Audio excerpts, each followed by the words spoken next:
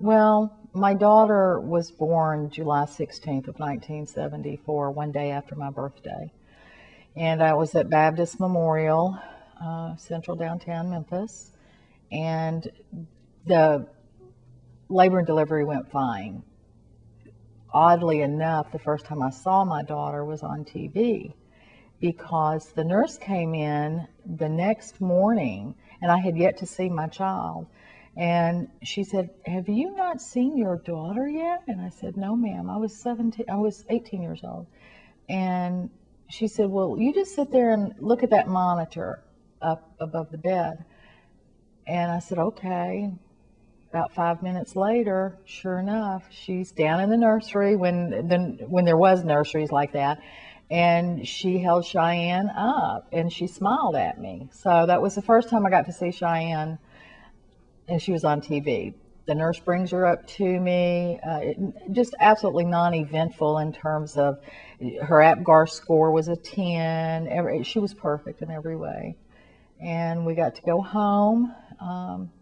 That was mid-July, and then on November the 2nd, that night she woke up for her bottle, and I went into the kitchen. Again, you have to remember it was 33 years ago to heat a bottle up. That's a pan of water, and I went in. She was awake, and it was about 3 a.m. thereabouts, and I went into the kitchen, heated her bottle up, came back into the bedroom, and I'd always turn the light switch on when either one of my kids woke up. But that particular night, I did not turn the light switch on because I didn't want the lights to hurt her eyes.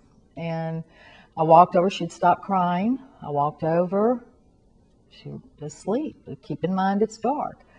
And I thought, well, I'll just go ahead and change her diaper. I set her bottle on the nightstand, changed her diaper. It was extremely wet. And then I picked her up, and her arms and her head just fell back. And I thought, gosh, she's just really dead asleep. And at that point, I proceeded to crawl into the bed, and I laid her on my left arm. And at 7 a.m., straight up, it was like God just hit me in the chest and said, "Wake up and look at her."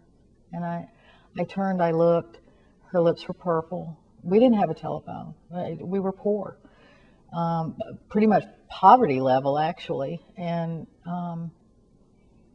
I screamed, and you have to understand, even today, a lot of it's still a blur. But I screamed for my husband because he'd gone to sleep that night in our son's room and fallen asleep on the bed with him.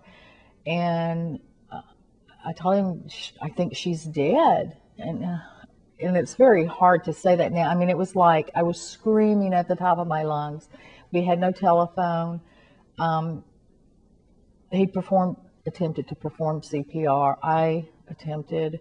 Because we had no telephone, I had to get dressed to go to a neighbor's door.